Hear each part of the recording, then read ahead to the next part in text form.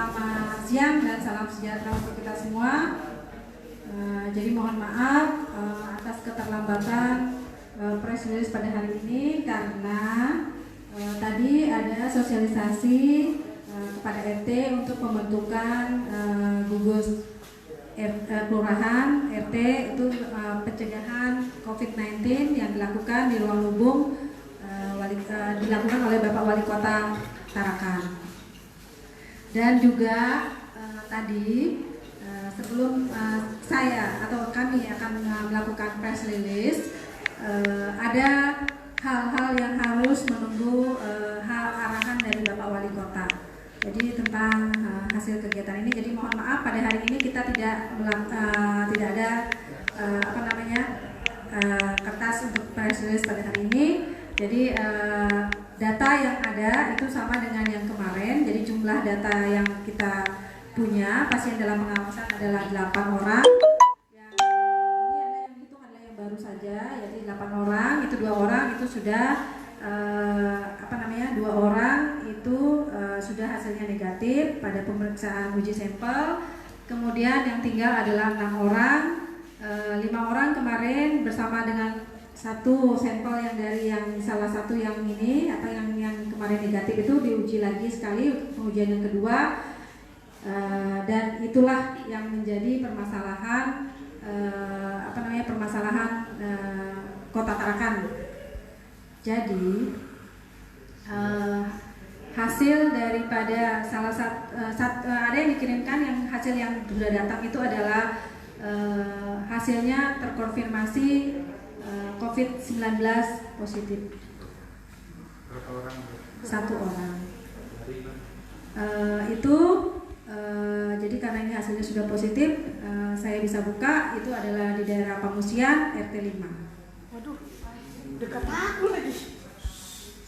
Ya, jadi makanya sebab itulah makanya saya tadi harus menunggu arahan dari Bapak Wali Kota agar bagaimana tindakan selanjutnya, karena kita tidak bisa hanya cuma memberitakan saja tapi kita tidak melakukan tindakan selanjutnya. Jadi mungkin nanti akan dilakukan arahan dari Bapak Wali Kota kepada Bapak Lurah, kepada Bapak Camat, Bapak Lurah, dan mungkin KRT yang berada di sekitar tempat tersebut. Kami juga sudah melakukan tracing kasusnya. Jadi kami sudah melakukan tracing kasusnya untuk di rumah sakit. Kemudian juga kami melakukan tracing kasusnya. Kami akan melakukan penyemprotan karena itu sudah positif. Jadi kami akan melakukan penyemprotan di tempat itu ininya. Tapi yang permasalahan saya yang sangat saya sayangkan, ada salah satu dokter ada salah satu dokter membuat statusnya bahwa ada COVID-19 positif seperti itu di statusnya. Jadi itu sudah menyebar. Padahal itu kan harus menunggu dulu, jangan sampai disebarkan karena itu akan menimbulkan keresahan masyarakat. Itu yang sangat saya sayangkan. Tanpa koordinasi terlebih dahulu sudah pasang status. Akibat daripada hal tersebut, saya mendapat telepon, mendapat telepon karena saya tadi lagi melakukan sosialisasi RT. Jadi saya bilang maaf, saya tidak bisa menerima telepon. Jadi apa yang bisa saya bantu, dan dikatakan bahwa itu dari Dewan DPRD menanyakan tentang hal tersebut karena katanya ada salah satu dokter memasang status ada COVID-19 positif.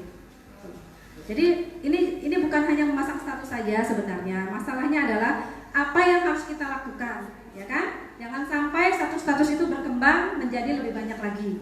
Itu yang harus kita perhatikan, ya kan?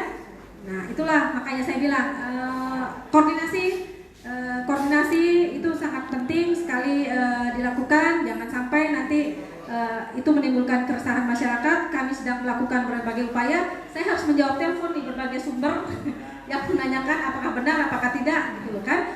Tidak mau bersabar. Akhirnya saya terbagi-bagi lagi nih konsentrasi saya berbagi-bagi antara saya melakukan koordinasi, bagaimana cara yang mencegah jangan sampai terjadi penyebaran seperti itu ya. Terus kemudian juga saya harus menjawab keresahan daripada masyarakat, ya kan? Padahal nantinya pasti akan saya sampaikan. Cuma itu kan kami tim gugus tugas itu harus memikirkan apa yang harus dilakukan, ya kan? di masyarakat bagaimana dampaknya, ya kan? Yang awal mungkin Bapak Wali Kota akan mengumpulkan itu, bisa jadi nanti daerah itu akan dilakukan isolasi seperti itu ya, biar tidak menyebar seperti itu. Tapi itu kan itu butuh proses. Itu tadi saya tinggal karena teman-teman udah menunggu, jadi saya tinggal dulu. Saya mohon izin, saya akan melakukan press release karena teman-teman media sudah menunggu. Jadi saya tanyakan pada beliau, bisakah saya membuka ini? Beliau bilang bisa. Untuk pasiennya positif riwayat perjalanannya. Riwayat perjalanan ke Jakarta. Tiba langsung di Pasien apa kemarin? Pasien sebentar ya, 1, 2, 3. Kalau saya tidak salah itu antara nomor 3 atau nomor 4. Usianya 79 tahun. Ini yang dari mana ini kan bukan? Bukan. Oh, bukan. Berarti ini yang datang sendiri ke RSUD ya? Yang kemarin. Bukan. Diantar sama teman dari puskesmas. Dengan ambulan puskesmas ya. Ini yang ini ya, terakhir nomor 4 ya? Nomor 4 ya. Nomor 4. Usianya Ini 79 sebelumnya tahun. ODP ya. Sebelumnya ODP. Ya itulah mungkin ya. Jadi itulah yang kalau kami sih tetap menganggap bahwa itu pasien dalam pengawasan. Ya saya bilang kan, saya lebih baik menganggap bahwa itu suspek, itu menganggap itu bahwa itu sebelum selesai hasil pengujian itu saya anggap bahwa itu bisa menularkan COVID-19 daripada saya bilang itu masih dalam pemantauan padahal itu sudah jelas-jelas. Bukan gitu. Kalau saya melepaskan pasien ODP misalnya gitu kan, misalnya dia kita pantau saja, itu kan berarti nanti dia saya akan longgar. Saya bilang kayak kalau kami secara program itu dari awal memang menganggap bahwa itu pasien dalam pengawasan, ya kan? Tapi karena pihak rumah sakit menganggap bahwa itu orang dalam pantauan. Setelah itu baru dia lakukan pasien dalam pengawasan, ya kan? Itu. Jadi itulah makanya saya sangat sayangkan sekali, ya kan? Karena itu. Bu, kalau bisa dijelasin lagi Bu, beliau dari Jakarta, kenapa ya Bu ya? Ke sini sempat di rumahnya berapa lama, baru sakit dipulangkan lagi seperti apa itu kalau terjadi? Ya, makanya itu kemarin itu teman-teman itu dia memang sudah sakit, tapi kami mengirimkan dari rumah merujuk pasien tersebut dengan pasien dalam pengawasan. Itu karena umurnya memang sudah lanjut ya, 79 tahun, dan itu memang sudah dari awal kami memang mencurigai, sebenarnya memang ini ya mencurigai, tapi kan tidak bisa kami sampaikan ini kayaknya saya kan nggak boleh, ya kan? Kami sudah, tapi semua memang harus dicurigai positif sebelum terbukti bahwa dia negatif, karena itu untuk menghindari terjadinya penyebaran yang lebih luas COVID-19 itu, kan? Bagaimana ininya? Jadi sekarang itu harus dilakukan. Ini sudah dilakukan tracing kasusnya, siapa-siapa saja yang kontak, siapa saja yang ini, dan nantinya, ya kan? Nantinya kami akan melakukan, nah itulah yang perlu dilakukan rapid test, ya kan? Rapid test untuk itu. Jadi nanti kami yang perlu dilakukan rapid test pertama kepada keluarganya, kemudian tenaga kesehatan yang kontak, kan gitu kan, siapa-siapa saja yang kontak. Kalau sudah gini kan kita harus tracing, kita harus bikin daftarnya. Yang memang di awal kita melakukan desinfektan, tapi nanti kita harus tracing, nanti ini bisa dilakukan rapid test pada mereka. Perempuan Bu ya. Bu, catat. Kenapa? Ada di riwayat penyakitnya memang kondisinya memang agak nggak terlalu bagus gitu loh kan, maksudnya ada penyakit penyertanya. Tapi masih kami ini kan lagi telusuri lagi, benar nggak ini penyakit penyertanya ini kan gitu kan? Nantilah ya. Bu, itu kan katanya ada 2, berarti satunya ada di mana Bu? Apanya? Tanjung Selor.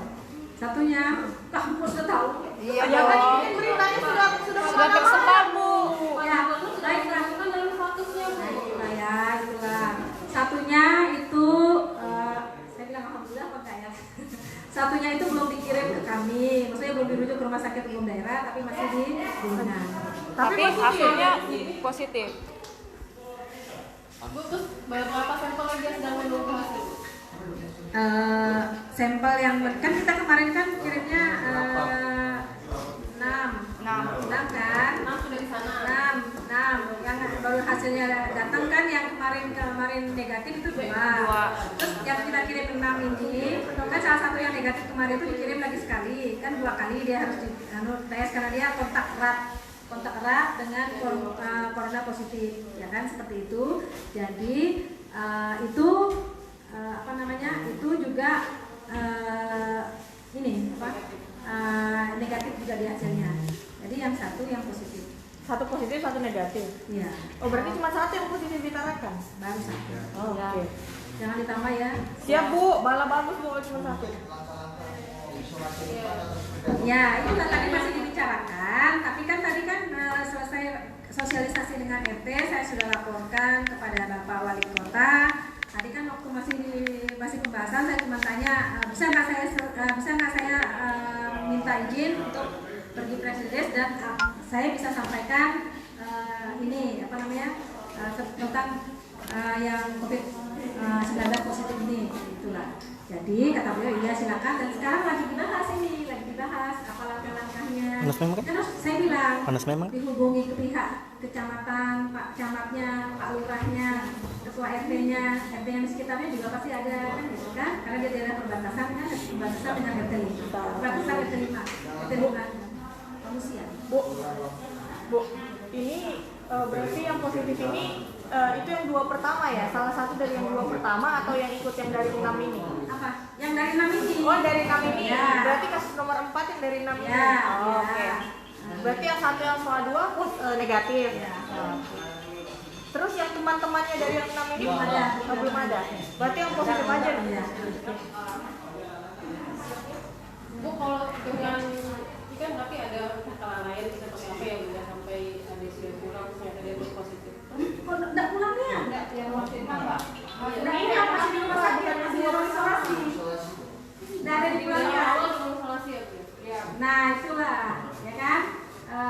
Itu yang tadi perbedaan antara kami dengan pihak rumah sakit kan. Di awal dia tidak dirawat di ruang isolasi. Oh, Ya. awalnya di ruangan biasa Bu? Ya. Terus selanjutnya bagaimana, Bu? Untuk Dan ini ya, mungkin perlu saya sampaikan karena ini orangnya sudah positif, ya kan? Inilah maksudnya ini berarti juga kelalaian pihak rumah sakit, ya kan? Karena di ruang isolasi itu dia ditunggu oleh anaknya. Astaga. Jadi anaknya kami suruh masukkan ke pasien dalam pengawasan. Itu kan? Itulah makanya saya bilang, kami ini di program berusaha menekan kasus sama juga kami bekerja juga berusaha menekan kasus seminimal mungkin, yaitu kan ya, tapi kan dalam prosesnya terjadi seperti itu. Jadi sekarang kita nggak usah cari siapa yang ini, tapi kami berusaha men-tracing siapa saja yang sempat kontak, kan, terutama teman-teman di rumah sakit, siapa saja yang merawat, siapa saja yang ini, itu harus dilakukan isolasi semua. Nah, belum tahu saya. Nah, itulah kita harus tracing dulu daftarnya, kan saya nggak bisa bilang puluhan, nah ini kan saya nggak bisa. Anaknya usia berapa Bu anaknya Bu? Belum tahu saya. Yang saya tahu itu aja. Anaknya sudah kemana-mana berarti? Nah itu.